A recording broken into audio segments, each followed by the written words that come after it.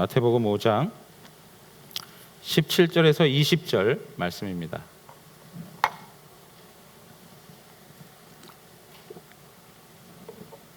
우리 한 목소리로 다 같이 읽겠습니다. 시작.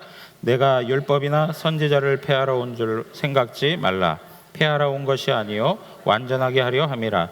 진실로 너에게 이르노니 천지가 없어지기 전에는 율법의 1.1획도 결코 없어지지 아니하고 다 이루리라. 그러므로 누구든지 이 계명 중에 지극히 작은 것 하나라도 버리고 또 그같이 사람을 가르치는 자는 천국에서 지극히 작다 일컬음을 받을 것이요 누구든지 이를 행하며 가르치는 자는 천국에서 크다 일컬음을 받으리라. 내가 너희에게 이르노니 너희 의가 서기관과 바리새인보다 더 낫지 못하면 결코 천국에 들어가지 못하리라. 아멘. 여러분, 우리가 계속적으로 산상수훈의 말씀들을 살펴보고 있습니다. 산상수훈은 마태복음 5장에서 7장의 그 내용들인데, 예수님께서 산에 올라가셔서 그 제자들에게 말씀하신 내용인 것이죠.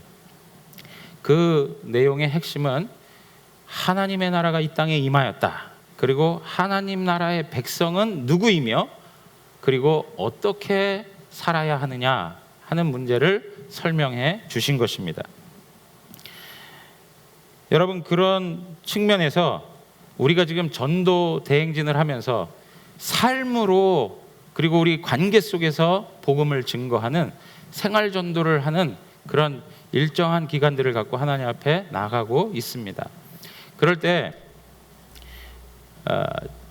지지난주에도 말씀을 드린 거지만 우리가 빛과 소금으로서의 삶을 살아야 한다고 말씀을 드렸죠.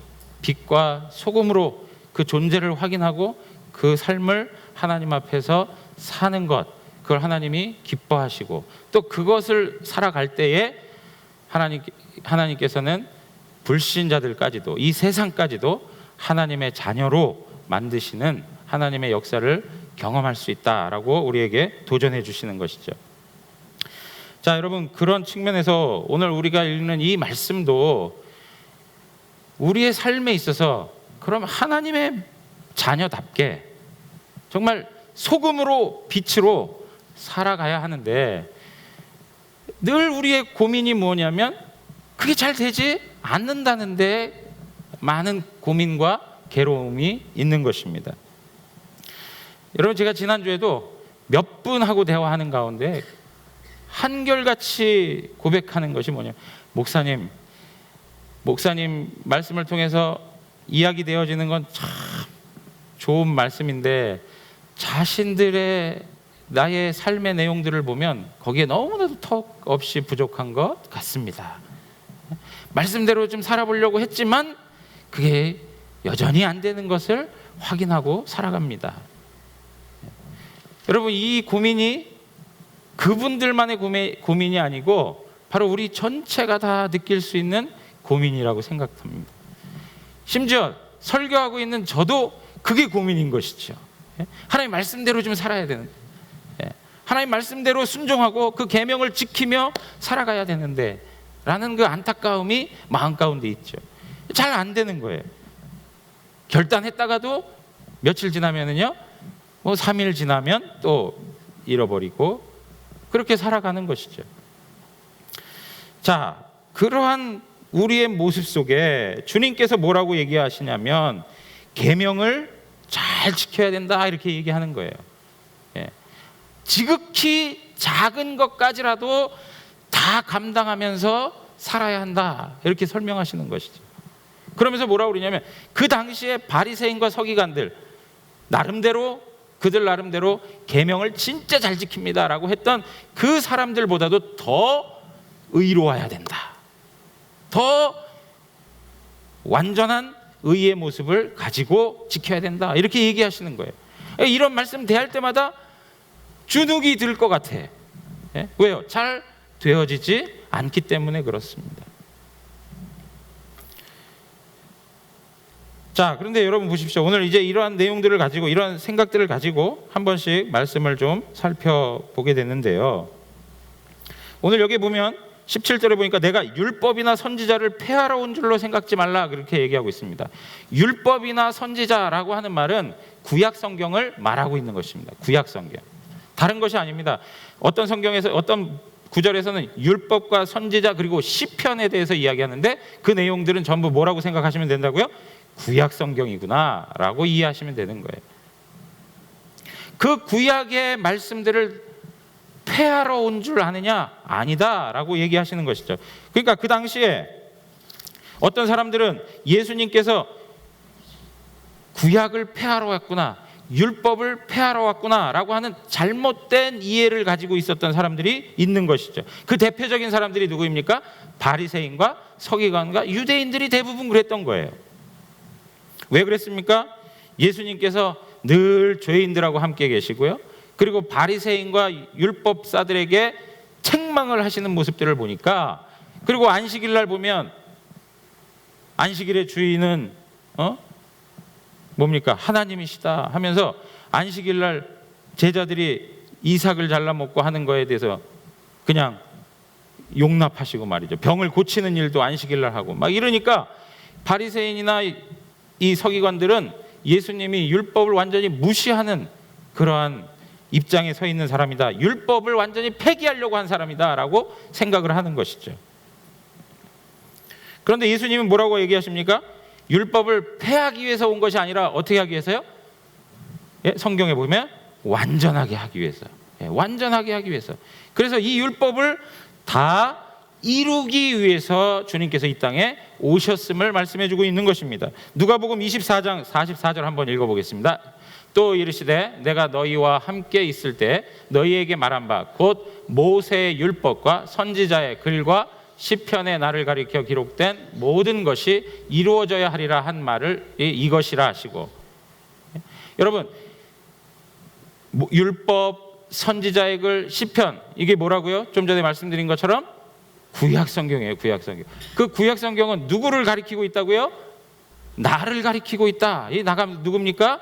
예수 그리스도. 예수 그리스도를 가르치고 있다. 예수 그리스도를 지시하고 있는 거예요. 예수 그리스도를 바라보고 있는 거예요. 그래서 이 하나님의 성경은 하나님의 약속과 무엇으로 되어져 있냐면 하나님께서 성취하시는 것으로 설명되어져 있는 거예요. 이 신구약 성경을 여러 가지 주제로 통일성 있게 말씀을 배울 수 있고 이해할 수가 있어요. 그렇지만 그 중에 하나 우리가 중요하게 볼 수 있는 건 뭐냐면 이 성경을 약속과 성취로 보면 되는 거예요. 주님께서 약속을 하십니다. 그러면 그것을 역사 속에서 성취하시는 거예요. 여러분 믿으십니까? 예, 하나님께서는 말씀하시면 반드시 그것을 성취해 가시는 것입니다. 그래서 구약의 내용들을 보시면 오실 메시아에 대해서 이야기해요. 신약은 어떻습니까? 예수 그리스도가 주님께서 말씀하신 그대로, 하나님이 말씀하신 그대로 오셔서 그 메시아 사역을 행하고 있는 내용들로 기록되어져 있는 것이죠. 자, 어느 정도로 확실하게 하나님께서 약속을 이루어 가시느냐? 오늘 말씀을 보니까 18절에 보니까 이런 말씀이 있습니다. 진실로 너희에게 이르노니 천지가 없어지기 전에는 율법의 1.1획도 결코 없어지지 아니하다. 그리고 어떻게 한다고요? 다 이룬다는 거예요. 전부 다 이룬다는 거예요. 빠짐이 있습니까? 없습니까? 빠짐이 없어요. 1.1획도 퍼펙트하게 이루어내신다는 거예요. 완전하게 이루어내시겠다는 거예요. 자, 여러분 여기에 민수기 23장 19절 한번 말씀을 보겠습니다. 다 같이 민수기 23장 19절 시작. 하나님은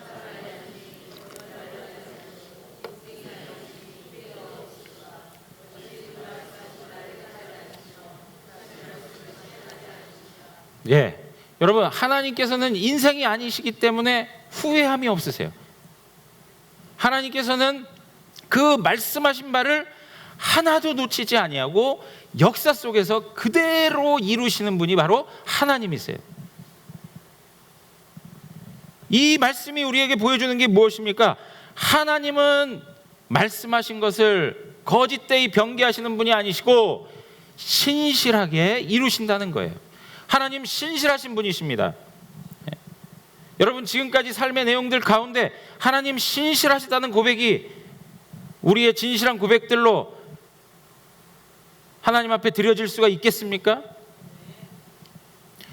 우리의 삶에도 신실하게 역사하시는 주님이 하나님께서 말씀하시고 약속하셨던 것을 그대로 이루어 가신다는 거예요. 여러분, 주님께서 구약 성경이 말한 대로 그대로 오셨습니다. 그리고 우리 주 예수 그리스도는 신약에서 말씀하고 있는 것처럼, 구약에서도 이미 언급한 것처럼 다시금 오실 것입니다. 마치 세상은 주님이 오실 것 같지 않은 그러한 상황처럼 보이지만 주님은 반드시 오실 것입니다. 그리고 그 주님이 오셔서 이 세상을 반드시 심판하실 것입니다. 반드시 이루어질 일들이 바로 그것들인 것이죠. 여러분, 이렇게 성경은 하나님께서 약속하신 것이 그대로 이루어지는데 그 대표적인 몇 가지만 보는데요, 여기서 많이 그 내용들을 살펴볼 수가 없습니다.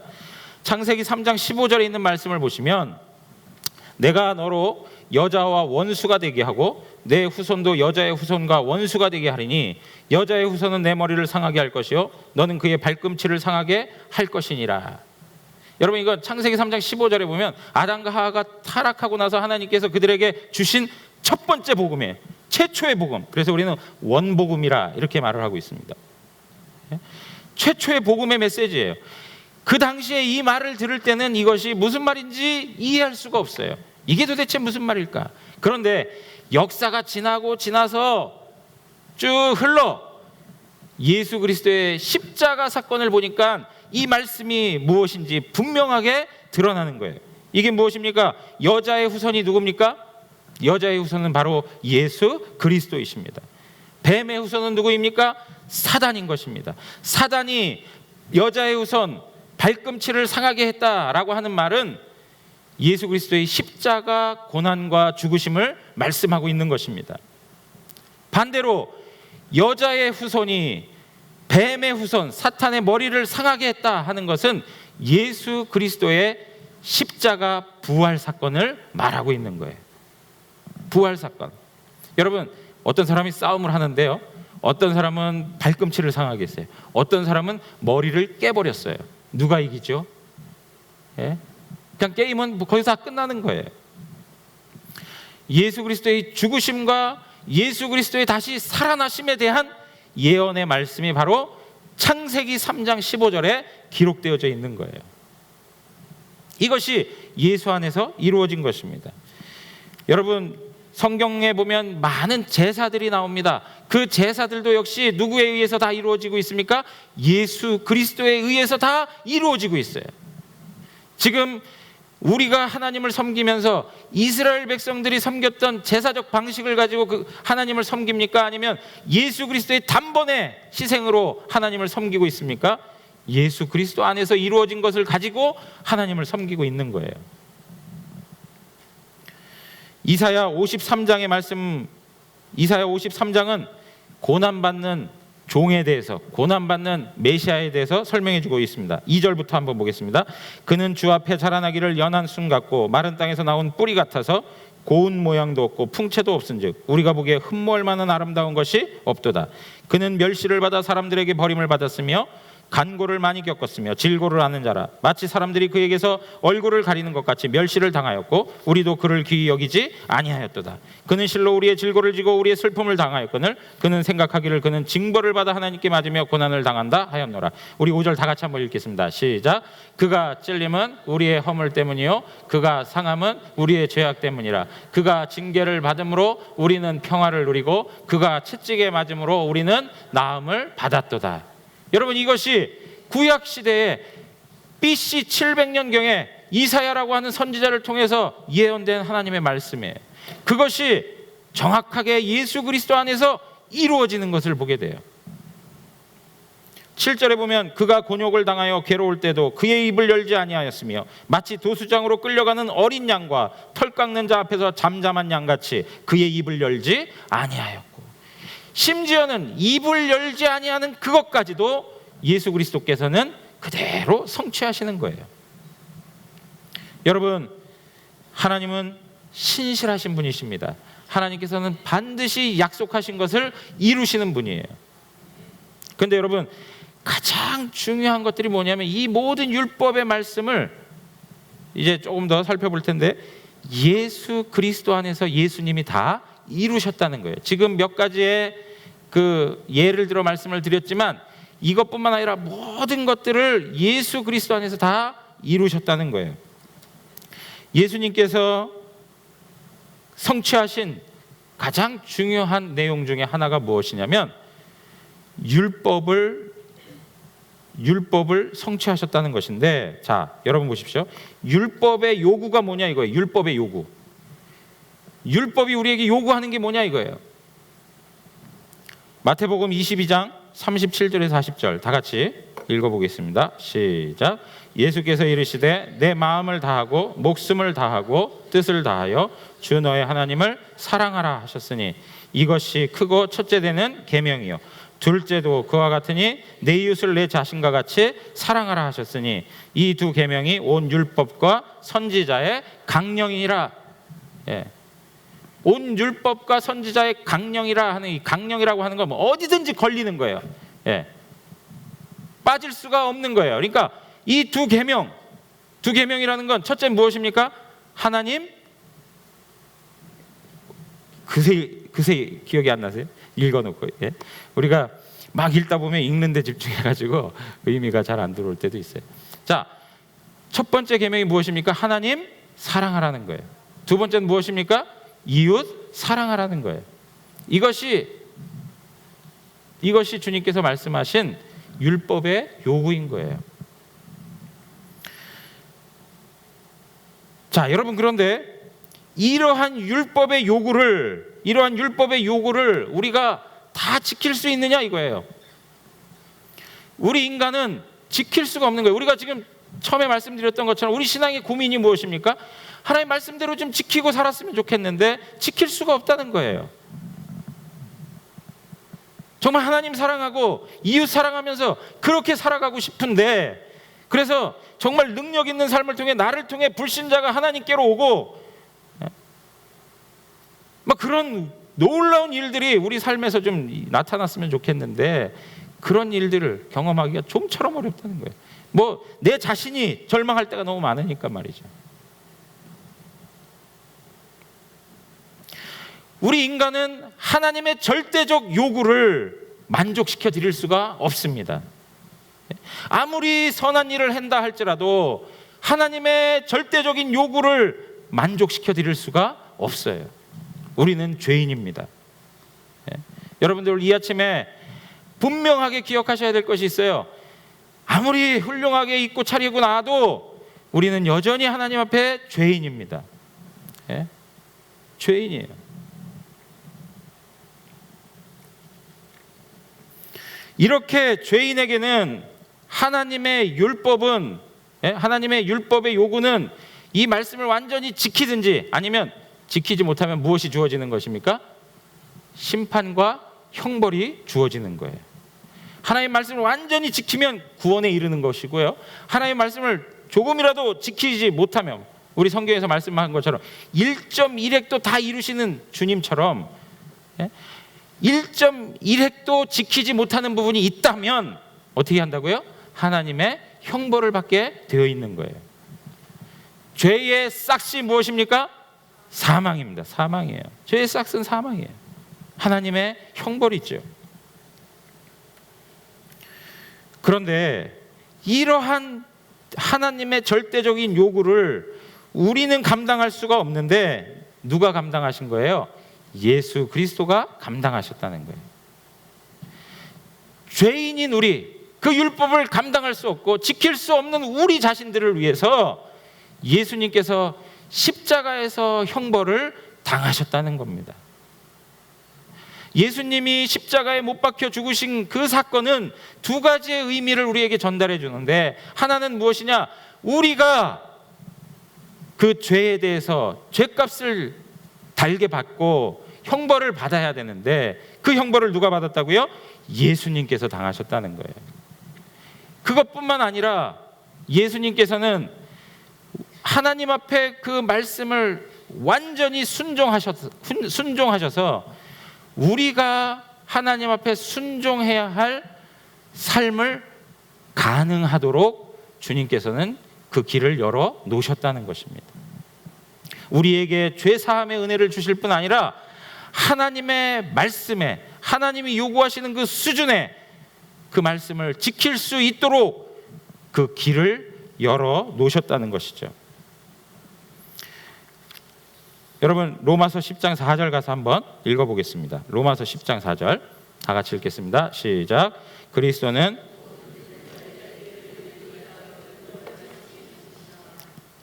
그리스도는 모든 믿는 자에게 의를 이루기 위하여 율법의 마침이 되셨다. 모든 의를 이루어 주시는 거예요.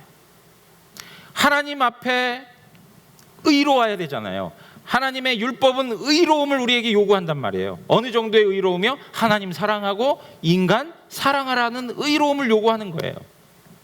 근데 그 의를 누가 이루어 주셨어요? 마치 그 율법을 완성시켜 주신 분이 누구세요? 바로 예수 그리스도라는 거예요.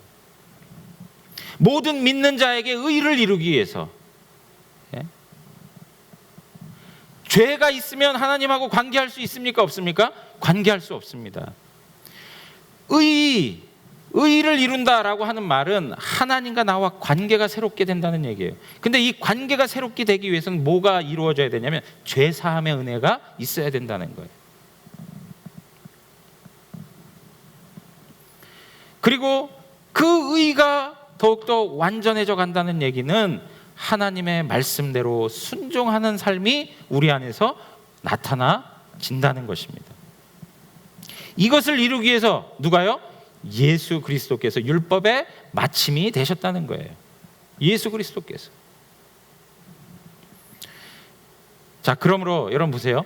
우리가 하나님을 사랑하고 이웃을 사랑하는데 우리의 힘으로는 가능합니까? 가능하지 않습니까? 가능하지 않아요. 우리의 노력으로는 그 하나님의 율법을 이룰 수가 없어요.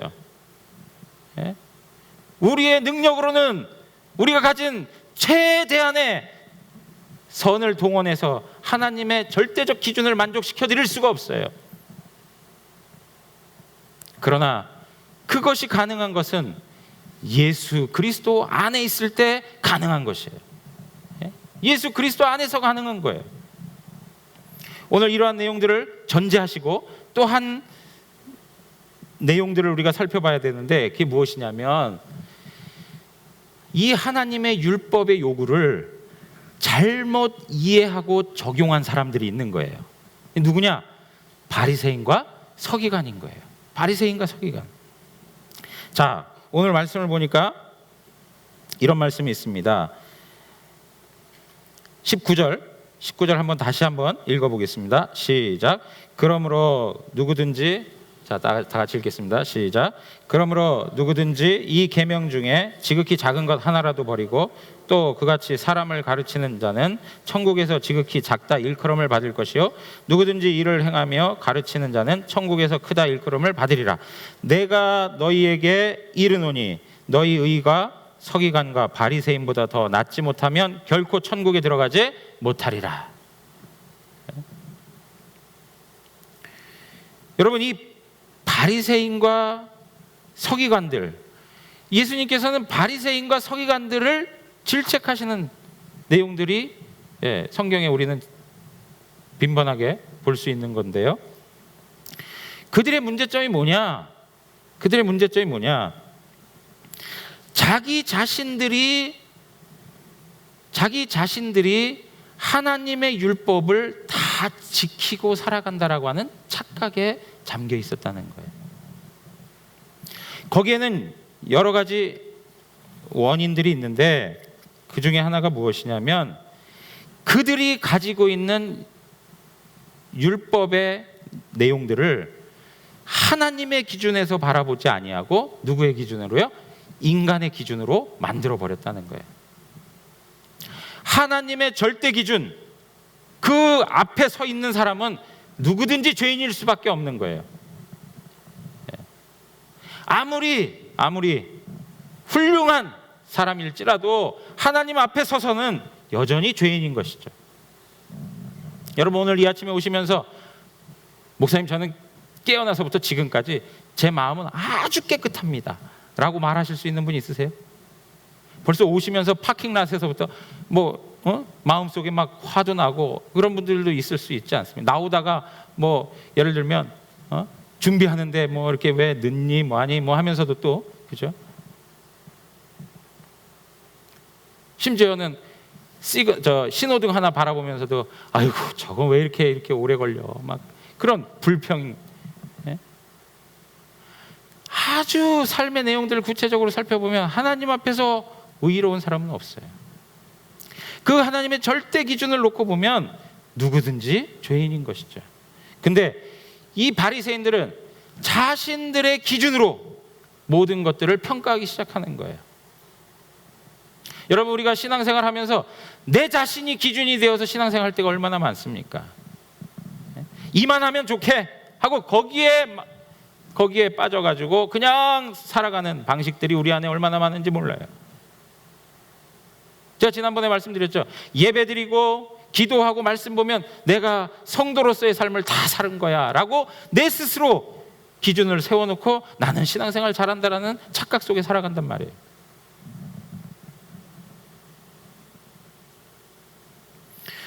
여러분, 늘 기억하십시오. 하나님의 기준이 아니고 인간들이 만들어 놓은 기준들은 반드시 썩게 되어 있어요. 우리 안에서 생겨난 것들은 항상 오염될 수밖에 없는 것입니다. 그러니까 이 사람들이 어떤 방식으로 돼요? 자기들이 내세운 기준을 가지고 그 수준 안에서 삶을 살다 보니까 이제는 어떻게 하기 시작합니까? 외식하는 거예요. 가식하기 시작하는 거예요. 전부 위선자로 살아가는 거예요. 외적인 것만 하면 하나님 앞에서 거룩하고 의롭게 살아간다라고 생각하는 거예요. 이들이 가지고 있던 율법의 조항 613가지의 조항들을 자기 수준에 맞춰서 다 만들어 놓은 거예요. 그리고 그 수준에 들어가지 못하면, 그 수준을 지키지 못하면 그는 죄인이 되는 거예요. 여러분, 우리의 신앙의 내용에 바로 이러한 모습들이 있을 때가 많습니다. 저는 모태신앙으로 자라왔습니다. 특별히 모태신앙들 안에 이러한 문제들이 참 많아요. 왜? 어릴 때부터 그냥 늘 자라온 거기 때문에 그냥 그 정도의 그 테두리 안에서 하면 그것이 신앙생활 잘하는 것이다 라고 착각하며 살아갈 때가 있는 것이죠. 모양새만 갖추면 된다라고 하는 식의 신앙을 살아갈 때가 있는 것입니다. 여러분, 옆에 계신 분들 한번 보시면서 한번 이렇게 한번 조금 기분 나쁜 도전이 될 수 있을지 모르겠지만 한번 이렇게 이야기했으면 좋겠어요. 당신은 위선자입니까? 한번 서로 얘기해 보세요. 껄끄러우십니까? 서로 얘기하시게. 여러분, 우리 안에 바리새인과 서기관 같은 그런 신앙의 내용들을 가지고 살아가게 되면 위선으로 치달을 수밖에 없는 것입니다. 계속 이런 신앙의 모습들을 되풀이해 가는 거예요. 왜 그렇습니까? 내가 그 삶을 책임지기 때문에 그렇습니다. 내가 해야 되는 것이기 때문에 그래요. 왜? 나는 능력이 없으니까 내가 할 수 있는 선의 것을 만들다 보니까 가식할 수밖에 없는 거예요. 오늘 주님께서 말씀하시는 게 무엇입니까? 서기관과 바리새인보다 더 나은 의의를 우리에게 요구하시는 거예요. 작은 것까지도 완벽하게 지켜낼 수 있는 더 나은 의의. 그냥 내가 결정해 놓고 내가 만들어 놓은 그 기준의 것들이 아니라 하나님이 요구하시는 그 수준 높은 의의를 이루라고 말씀하고 있는 거예요. 마태복음 23장 23절에서 28절에 보시면 한번 보십시오. 그냥 눈으로만 좀 한번 확인하세요. 23절에 보면 율법에 더 중한 바 정의와 국률과 믿음은 버렸도다, 그렇게 얘기합니다. 겉으로는 다 하는데 무엇이 없어요? 속에서 일어나지 않아요.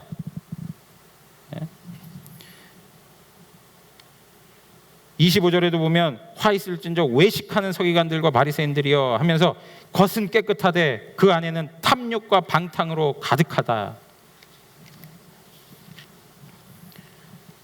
눈먼 바리새인이여 너는 먼저 안을 깨끗이 하라. 그리하면 겉도 깨끗하리라. 27절에 보시면 화 있을진저 외식하는 서기관들과 바리새인들이여 회칠한 무덤 같으니 겉으로는 아름답게 보이나 그 안에는 죽은 사람의 뼈와 모든 더러운 것이 가득하도다. 이와 같이 너희도 겉으로는 사람에게 어떻게 해요? 옳게 보이되 안으로는 외식과 불법이 가득하도다. 여러분, 이 예수 그리스도의 말씀이 그 당시에 살아가고 있는 바리새인과 서기관들에게만 들려줘야 할 말씀일까요? 이 하나님의 말씀, 이 예수 그리스도의 말씀은 그들에게만 들려줘서야 안 되는 말씀이시죠. 오늘을 살아가고 있는 우리 가운데에 분명하게 들려줘야 할 말씀인 것이죠.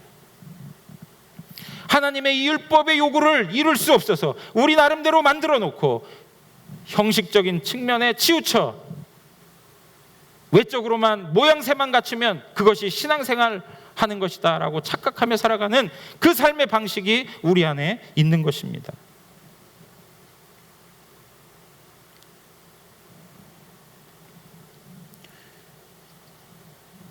여러분, 진정한 하나님 나라의 역사는, 하나님 나라 백성들의 변화는 마음에서부터 출발합니다.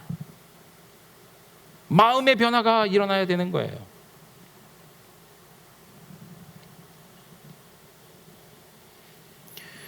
여러분, 오늘 여기에 주님께서 말씀하신 것처럼 천국에 들어갈 수 있는 의인은 바리새인과 서기관들도 흉내낼 수 없고 이 땅에서 행위와 노력으로 될 수 있는 것이 아닙니다. 여러분 꼭 기억하세요. 정말 작은 것까지도 하나님 앞에서 감당하고 살아갈 수 있는 의, 하나님의 백성으로서 의롭게 살아갈 수 있는 그 의, 서기관들과 바리새인들보다도 더 정확하게, 더 수준 높게 하나님 나라의 백성으로서 살아갈 수 있는 그 의, 그것은 우리 안에서 만들어지는 것이 아니라는 거예요.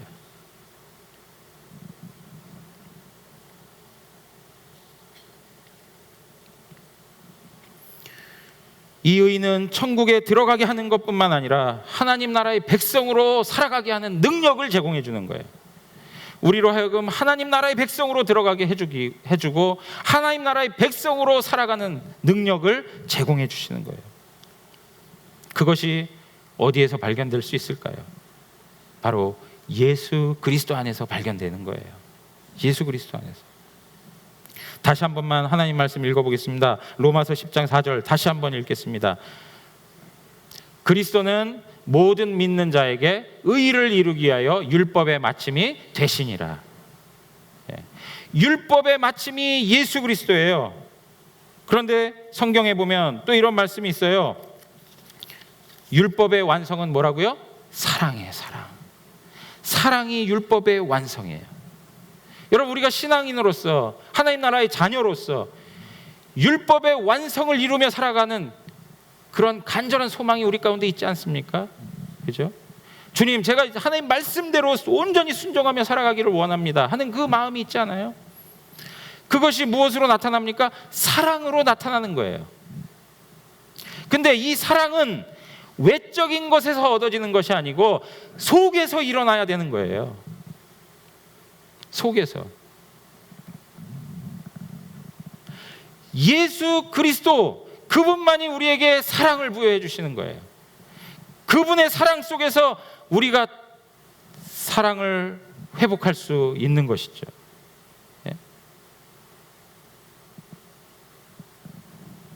예수 그리스도가 율법의 마침이 되셨습니다.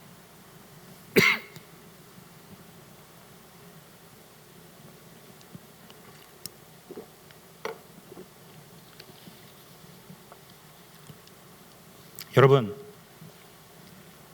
우리가 지금 이 자리에 나오시는 과정 안에 반드시 다 옷을 거치고 나오신 거예요. 옷을 거치지 않았다면 이 자리에 나오실 분은 없어요. 조금만 정신이 건강해도 그 사실은 다 아는 것이죠. 우리는 부끄러움을 그대로 가지고 있어요. 그런데 예수 그리스도의 완전한 의가 우리의 옷으로 입혀진 거예요. 그래서 우리는 부끄럽지 않고 하나님 앞에 나올 수 있는 거예요. 주님께서 그 완전한 의로 가려주심으로 나의 죄가 하나님 앞에 보이지 않는 거예요. 내가 죄를 안 지었기 때문에 보여지지 않는 것이 아니라 죄를 지었음에도 예수 그리스도의 완전한 의의 옷을 입혀주셨기 때문에 우리는 하나님 앞에 서 있을 수 있는 거예요. 동시에 이 옷을 입고 이제는 성도로서의 삶을 살아가는 거예요. 우리가 작업을 하고 땀을 흘리며 땅을 파야 되고 하는 그런 일들을 할 때는 작업복으로 갈아입습니다. 그렇죠? 그리고 어떤 파티가 있거나 아니면 잔치가 있어서 참여하게 되면 정장을 하고 거기에 맞는 옷들로 갈아입어요. 그리고 그 옷을 입고 거기서 즐기고 거기서 누리는 그런 삶을 우리는 살아갑니다.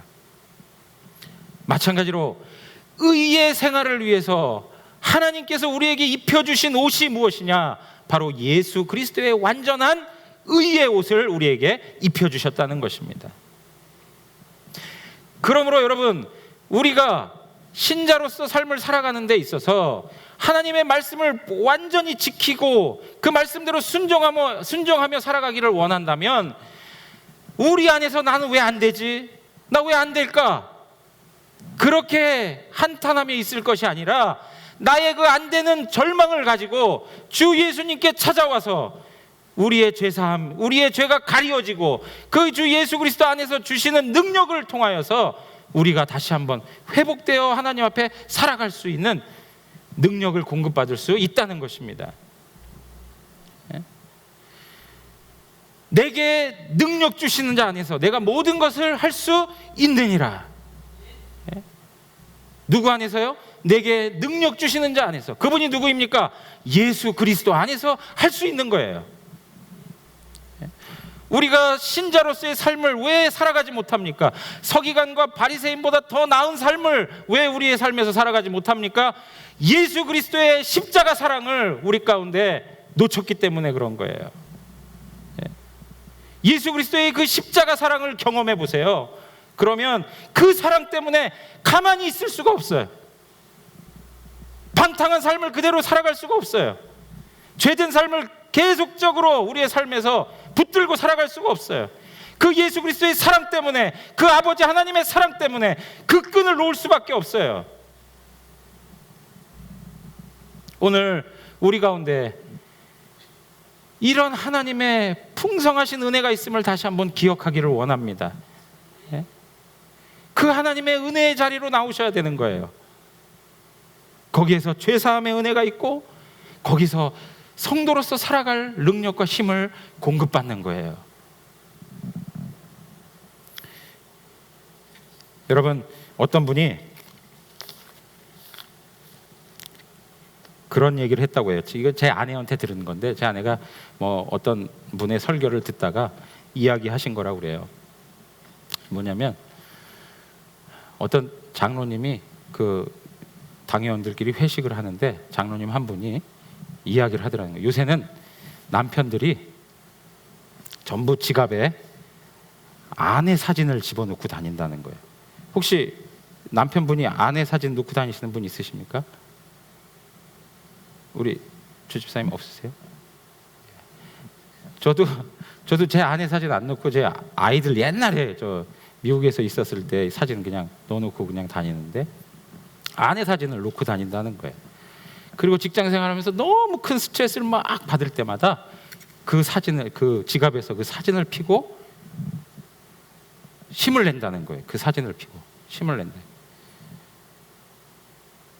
그러면서 그 장로님이 바로 이어서 하시는 말씀이 이 사람하고도 살았는데 내가 뭔들 못 참고 살겠나. 네? 그런다는 거예요. 여러분, 우리가 삶을 살아갈 때에 이게 좀 네거티브한 이야기지만 저는 그 내용들의 어떤 그 원리를 따라서 좀 말씀드리고 싶은 거예요. 우리가 삶을 살아갈 때 그 능력은 예수 그리스도 안에서 나타난다는 거예요. 여러분들 마음 가운데 예수 그리스도의 사진이 있기를 원합니다. 그래서 신앙에 항상 그분 생각하면서 그분으로부터 오는 은혜를 경험하면서 우리의 신앙을 하나님 앞에서 감당해 내셔야 되는 거예요.